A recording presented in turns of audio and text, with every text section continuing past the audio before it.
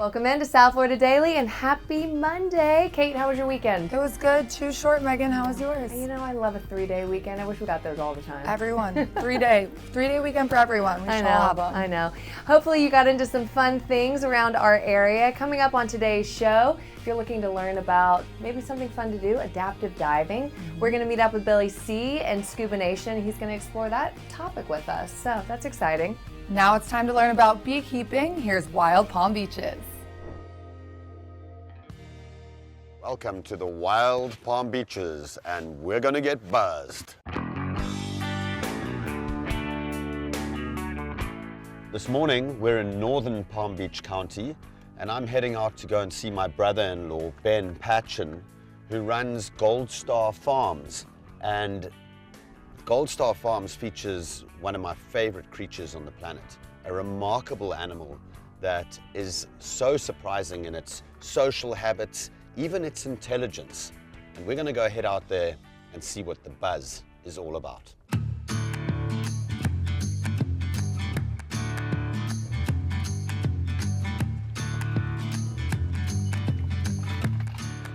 So this is where you've been hiding. Yes, sir. How you doing? This is it. How's it Good going? to see you, brother. So what are we gonna be doing here this morning? Check out some bees. Awesome. Ready? Yep, I'm Let's ready. get Like suited this, up. right? No, let's get suited up. Okay. Look at them, they're going off, dude. So here we're putting on a protective suit now. This is required in Florida. You'll see some beekeepers on social media and such without suits on.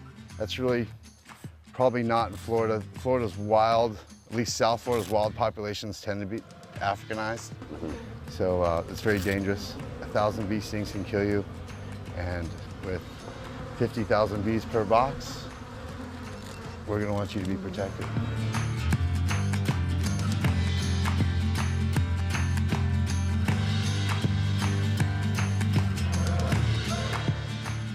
All right, if you can feel a breeze on your lower back, it's exposed.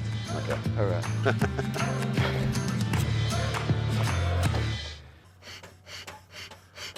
Smoker makes the bees think there's a forest fire, and so they gorge themselves.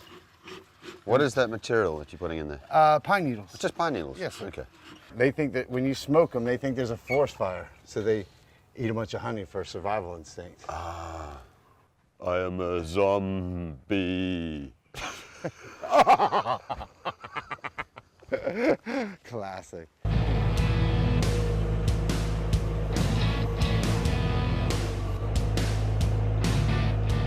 This is a special forklift for bees? Yeah, it's got four-wheel drive. See how it articulates like this, and then it's got like a load shock right here.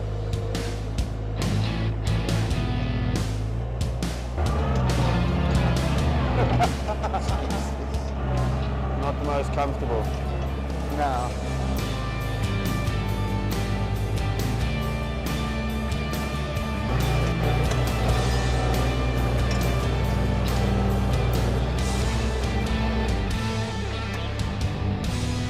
So is this the one we're checking first? Yeah. What happened here is we had what's called a laying worker. And a laying worker is when the queen has died or left for some reason, and one of the workers attempts to keep the hive going by laying eggs. Well, her eggs aren't really viable. So what I did... Wow, listen to that noise. Oh yeah, and this is actually... Wow. Sounds like an air conditioner. Sure. Isn't it? Yeah, and this is a smaller hive. What I'm gonna do, I'll separate these boxes. You hear it crack like that, Yeah. they're stuck together. It's called propolis. Are they doing that to seal any gaps? Correct, Yeah. correct. I actually had some bees that were in a flood, and they had seen the water coming up, and they built a dam over their entrance of propolis. Wow. Just an amazing, amazing organism. Okay, so here we go. Oh, wow. So you can see that. That's honey here, the darker stuff. And then you see just to the, there, that's actually pollen. And then this is brood. And you can see the larva, if you look down inside, they're the middle ones, you can actually see the larva. Yeah. So what's happening is my laying worker is no longer in control of this hive. This queen is here. Otherwise we'd see very irregular brood. That's beautiful. That looks really good. Crazy thing about bees is they're like a little supercomputer too. So if there's one type of nectar a half a mile away, another type of nectar 2 miles away, they'll do the math on how rich and how much nectar there is on where they're going to pursue it. Because certain nectars are sweeter than others. Got you. So they'll do that math.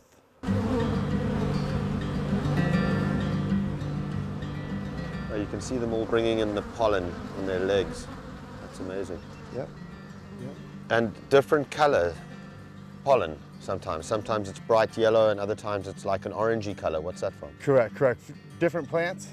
And during the course of its life, one honeybee can produce about a 1/4 ounce of honey? No, a 1/12 of an ounce of honey. A 1/12 of an ounce?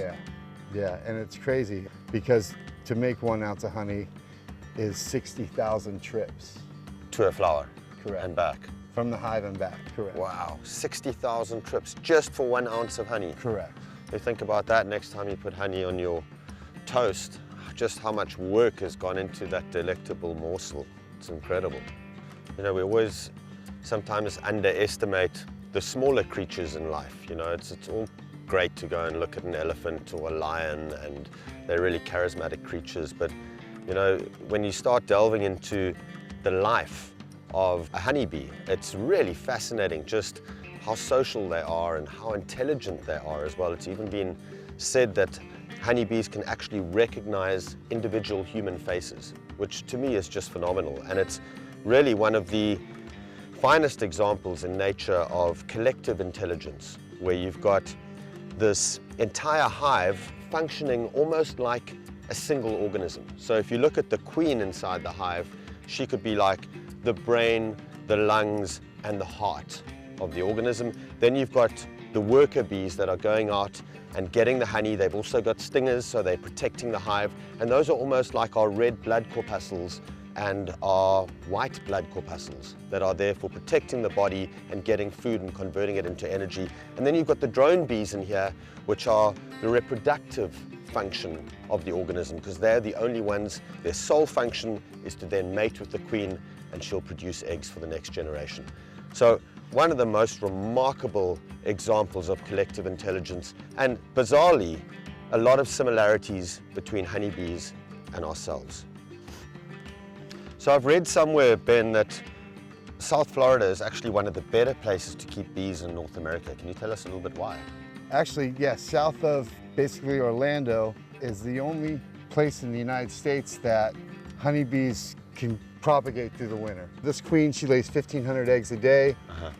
Based on the length of days, she'll quit laying at some point, but with a certain temperature, ample pollen and nectar sources, here in South Florida, unlike anywhere else in the United States, we keep breeding through the winter. And it's always amazing to me just how connected everything is in our world. And when you think that 1/3 of all the food that we eat as humans is directly dependent on honeybees, it's just remarkable how interconnected it all is, right? It's amazing. South Florida Daily is on the move with Palmtran. Discover a place away from everything you've ever known, where the most abundant and diverse experience imaginable is no longer out of reach. And all you have to do is open your mind, take a deep breath, and let yourself go. Venture into a world that's been here long before any of us. Each reef, wreck, and trench is unique, where life is extraordinary and endless. You can start at the shore or spend the day exploring. Whatever you choose, it's all perfect. Discover the perfect place. Discover what's below the surface at thepalmbeaches.com. Don't go away. We still have so much more to go on the show. Next up, we have a segment about lionfish. And if you're following us on social, you would have noticed these crazy looking fish that you can actually eat. Yeah, you can. You can. They're poisonous, but not to eat. Yes. You're gonna learn all about it in just a few minutes. And that was a great plug too. If you're not following us on social, you should be. What are you doing? At South FL Daily on Instagram and Facebook. We post behind the scenes footage, concert ticket giveaways, so much more. We'll be right back. The South Florida Daily Set is sponsored by Eldorado Furniture.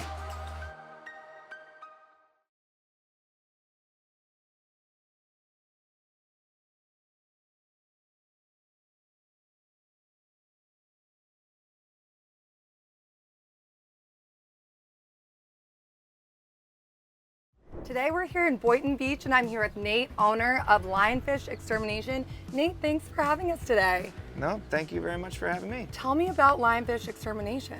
Well, we started it right around COVID time. I was just catching a lot of lionfish and moved down here to Florida to hunt, to go diving. And then I found out there's lionfish and they're invasive.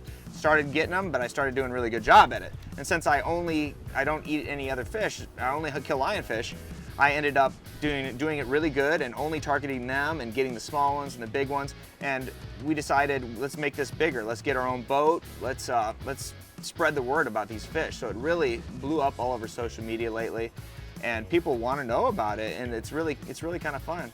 Tell me about lionfish. For those that aren't familiar, it is an invasive species. Tell me a little bit about how you capture them and how important it is to get them out of the water. For sure. Well, a lot of people ask, where are they from? They're from the South Pacific. They were brought here by a careless pet owner, and they released them in the ocean. And only 7 to 10 fish are responsible for this nightmare. That is insane. It's insane. So they live all up and down the East Coast, or are they Yes. mostly in the South Florida area? They are all over, all the way up into the Panhandle in Texas. They are all the way up past North Carolina. They're also all throughout the Caribbean, and now they're actually in the Mediterranean. So they're over there, and they shouldn't be. And the thing is, they don't have predators here because they didn't evolve here. They don't have anything to eat them, and nothing knows they're a predator. So all these little minnows are just sitting ducks, and they're getting plowed down, and they can eat up to 100 fish, or 90% of their weight every day. And when you have nothing to stop you and you're eating all of these fish, it eventually ends up collapsing the reef's ecosystem, and everything goes downhill from there. And it screws up our fisheries out here. It screws up everything. All of a sudden, the corals can't live because there's no fish to support them, and then it hurts the corals. So it started as this small problem, and now they're really just causing a complete wreck of the ecosystem down here. yeah, I mean, the first ones that were here, they quickly spread. And that's why we started our nonprofit. We have a 501c3 nonprofit. People can donate or do their tax write-offs and everything to help support us. It just really helps so we can pay for this costly thing, because you have to dive to get them, and diving is very expensive. And in order to do it enough to really make the difference, we really count on people. And we started removing, we probably removed close to 50,000 of them. And that's not including the ones that are gonna give birth to more and more lay more and more eggs and give birth to more and more fish. So every time we remove 1 or 2 of these females, we're saving millions more. Heritage Hen Farm harkens back to the days of the milkman, making deliveries door to door. Marty, you're dressed like some throwback character from a bygone era. Explain to me what I'm looking at here. Well, this is the delivery van, the milk van. We pack these coolers up with the milk and the cream and the products. You're delivering me fresh milk to my house. What time do you start this? We go through the night. It's guaranteed on the doorstep by 7 a.m. So you're like a milk Santa Claus. Like people don't really see you, right? I never thought, well, with doorbell cameras today, I give Right. a little tip of the hat. Oh, you do? Am I gonna get to experience your life? If you're ready. I'm ready. I want to deliver some milk. Time to deliver. Time to deliver. Let's do it. All right. Okay, here we are. Okay. Lisa. All right. Okay, yeah. You want to get? Oh man. Those were... Oh, hey, Lisa. Hey there! Look what I just brought you. Oh, yay! Isn't this exciting? I'm so excited. Thank you. What made you start to go with the fresh raw milk from him? Well, I think it's the healthy way to go. Well, thanks for having us over. Really thanks appreciate it. for- And even my dogs, you know, Marty is so good that the dogs don't even disturb me when he comes. I try to be as quiet as I can. I actually come from the side a little bit and it's as quiet because you don't want to wake people up. Thank you, Lisa. Always nice to see you. Look at you. Okay. Thanks. We'll talk to you later. Okay. Thank you. Have a great Alrighty. day. Thank you. Wow. So that's got to feel good, right? We're ready for our next delivery? We're ready. Here Let's we do go. it. All right. Let's do it. And here we are. Two of them. You got two? Oh, she's Well, for her friend and Wow. for everybody. It's for the people. Sure, it's for the people. Here's your milk. Gosh, this is great. Oh my gosh, you brought the nectar. Right. We have This Look at that. is the nectar. This Chocolate. is the tree. Wow. Wow. Huh? Oh, wow. Thank you so much. Thank you. All right. See ya. you later. See you. Fantastic. See, the people love it. Oh my gosh, you're just bringing joy everywhere you go. Yes, that's what I do. Smiles, Yeah, it's easy. right?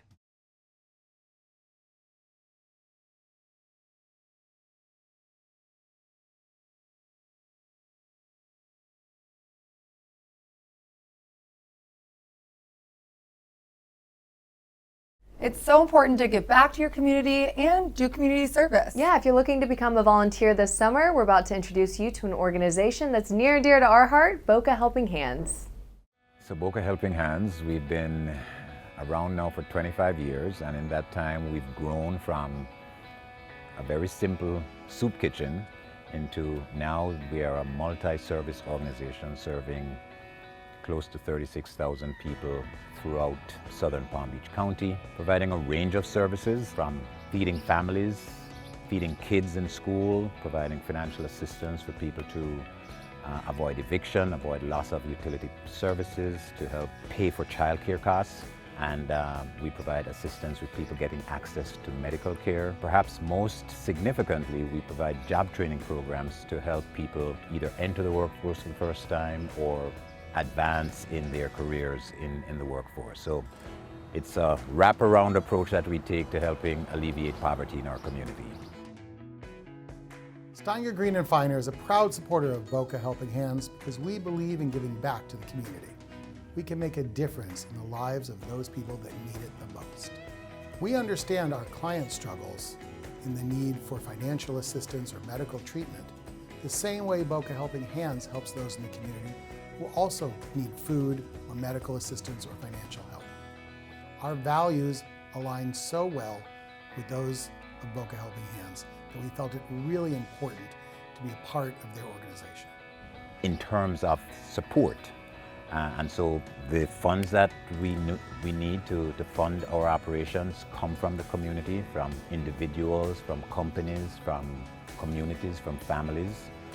The volunteers that we need, the role that they play is vital in helping us do what we do. A lot of the food that we distribute comes from the community, from community donations. So community support is what is the lifeblood of our organization. Not only is the support of this organization important to me, but it's even more important to our staff who are dedicated to helping those in need. They have a strong passion for providing for others who are less fortunate than themselves. So perhaps 90% of the volunteers that we use help out in our feeding programs. So they help us handle the food when we receive it here. They help us stock it in our warehouses. They help us prepare the pantry bags that we distribute. They help us to prepare the hot meals that we distribute. They help us to prepare the weekend meals that we distribute to schools. And they're the ones that are actually touching clients. They're the ones that are, you know, when people drive through, they're the ones that are stocking the cars with the pantry bags. And you know, in many instances, they are the face of the organization to our clients. So hence the vital role that they play. We're always accepting volunteers. You know, we actually have an online portal where people can go to our website and select a volunteer opportunity that suits their schedule, that suits their skills. Besides the feeding program, we need volunteers in other parts of our operation. They serve as mentors for the students that we are providing vocational training for. They serve as case managers for the people that are coming in for financial assistance. So there are a wide array of opportunities for people, depending on their skills, depending on their availability, to help us do the work that we do. South Florida Daily is on the move with Palm Tran. What are we doing today, Brad? We are diving with a purpose. The goal is to make the underwater world accessible to everyone. So Thresher Aquatics, super inclusive. If you have a disability, we will get you wet into zero gravity. And yeah, we'll have a good time.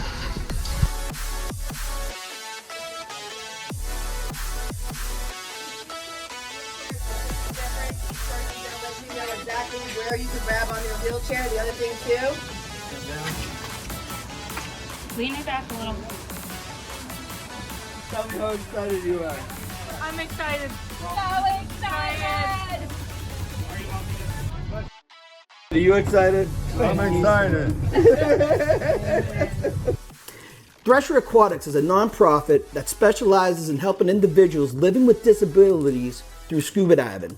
Thresher Aquatics is working to make scuba diving more accessible by ensuring that people with disabilities receive quality training at no cost to them. What are we doing today? Diving with what? With Thresher! Are we excited?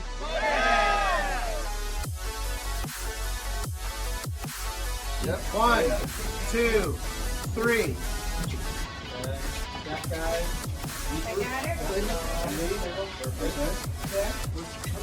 Stay back a little bit.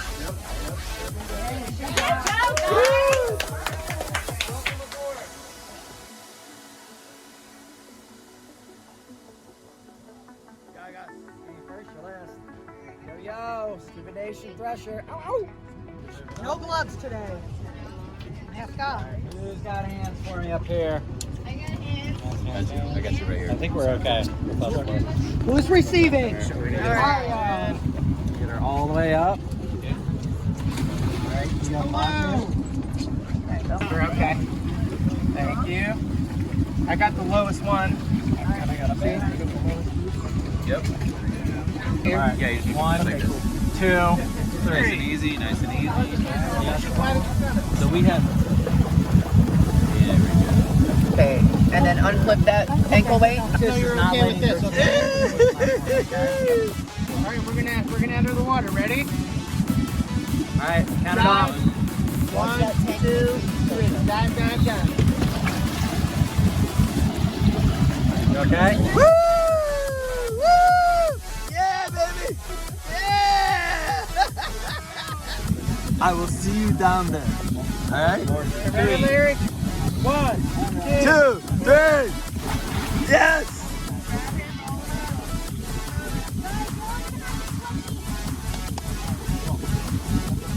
They work to make diving financially accessible to all who want to participate.